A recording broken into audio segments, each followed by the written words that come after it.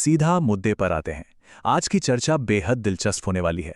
हम दुनिया के सबसे अहम और संवेदनशील समुद्री रास्तों में से एक होर्मुज जलडमरू मध्य में चल रहे हाई स्टेक्स रणनीतिक गतिरोध पर बात करने वाले हैं। ये सिर्फ दो देशों का मसला नहीं है, इसका सीधा असर ग्लोबल ट्रेड और कूटनीति पर पड़ता है। तो बिला वक्त गंवाएं इस पूरी बिसात को डिकोड करते हैं और देखते हैं कि इस चोक पॉइंट पर असल में क्या गेम चल रहा है। चलिए सीधे इस सवाल की गहराई में उतरते हैं जो आज की हमारी चर्चा के केंद्र में है। सवाल यह है कि अमेरिका ईरान के साथ युद्ध जैसी स्थिति में भी होर्मुज की नाकाबंदी के बीच अपना नेविगेशन कैसे सफल बना पा रहा है। मतलब जरा सोचिए, एक तरफ भयंकर संघर्ष का माहौल है, जलडमरू मध्य को ब्लॉक करने की बात हो रही है, लेकिन फिर भी वहां से समुद्री यात्राएं हो रही हैं। ये पहेली आखिर सुलझ कैसे रही है? अब इस पूरे गतिरोध को समझने से पहले ये नाकाबंदी या ब्लॉकेड असल में है क्या, ये साफ होना चाहिए। आसान शब्दों में कहें तो होर्मुज नाकाबंदी का मतलब है ईरान की वो रणनीतिक, सैन्य या आर्थिक कोशिश जिससे इस बेहद क्रिटिकल चोक पॉइंट से गुजरने वाले जहाज़ों को रोका या कंट्रोल किया जा सके। ये कोई आम समुद्री रास्ता नहीं है, बल्कि दुनिया की सबसे संकरी और रणनीतिक रूप से अहम जगहों में से एक है। ग्लोबल ट्रेड पर नजर रखने वालों के लिए यह समझना बहुत जरूरी है, क्योंकि यहां हुई एक छोटी सी रुकावट भी दुनिया भर की सप्लाई चेन की लिटरली कमर तोड़ सकती है। भाग 1, ईरान की रणनीति, नाकाबंदी की अवधारणा। और ये बात बहुत ही शानदार तरीके से दर्शाती है कि नाकाबंदी सिर्फ कोई सीधा सैन्य हमला नहीं है, बल्कि एक बहुत ही चालाक भूराजनीतिक चाल है। ईरान की रणनीति इस चोक पॉइंट के भौगोलिक फायदे को एक शतरंज के मोहरे की तरह इस्तेमाल करने पर टिकी है।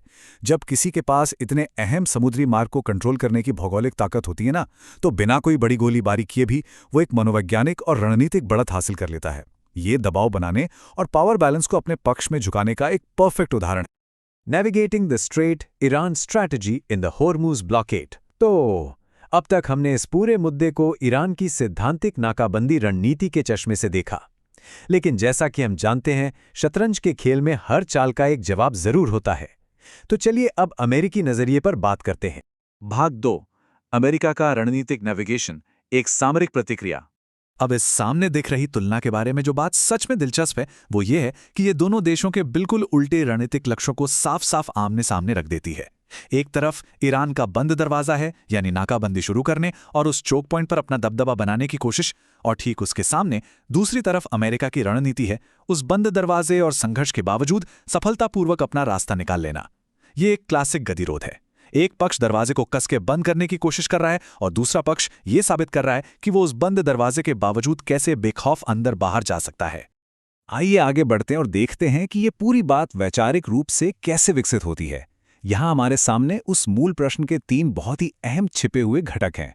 पहला, संघर्ष के तनाव को स्वीकार करना, यानी ये मान लेना कि भाई ये कोई सामान्य शांति का समय नहीं है। दूसरा, नाकाबंदी की वास्तविकताओं का डटकर सामना करना, मतलब ये समझना कि जमीनी और कूटनीतिक स्तर पर असल में क्या रुकावटें खड़ी की गई हैं। और तीसरा, उन भारी बाधाओं के बीच अपनी नेविगेशन रणनीति को बिल्कुल सटीकता से अंजाम देना।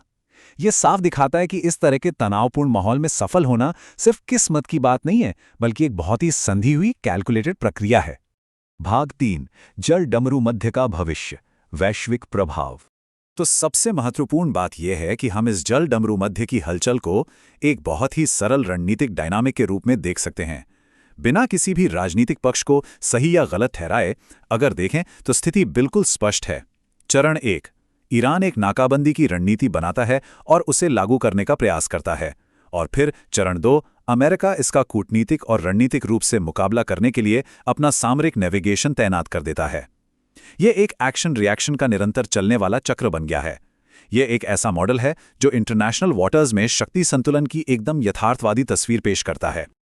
और अंत में ये पूरी चर्चा हमें एक बहुत ही बड़े और दिमाग को झकझोर देने वाले सवाल पर लाकर खड़ी कर देती है। अगर किसी देश की तगड़ी नाकाबंदी के बावजूद दूसरा देश वहां से सफलतापूर्वक नेविगेशन कर लेता है, तो आने वाले समय में वैश्विक संघर्षों के भविष्य के लिए इस रणनीतिक गतिरोध के क्या मायने हैं? क्या इसका मतलब यह है कि पारंपरिक नाकाबंदी का कॉन्सेप्ट अब आउटडेटेड हो चुका है? या फिर ये इस बात का इशारा है कि भविष्य की जंग सिर्फ हथियारों के दम पर नहीं, बल्कि नेविगेशन की तकनीकी और सामरिक सुपीरियॉरिटी से लड़ी जाएगी? ये एक ऐसा सवाल है जो वाकई सोचने पर मजबूर कर देता है। इस दिलचस्प चर्चा में शामिल होने के लिए बहुत बहुत शुक्रिया। इस सवाल पर जरूर गौर कीजिएगा।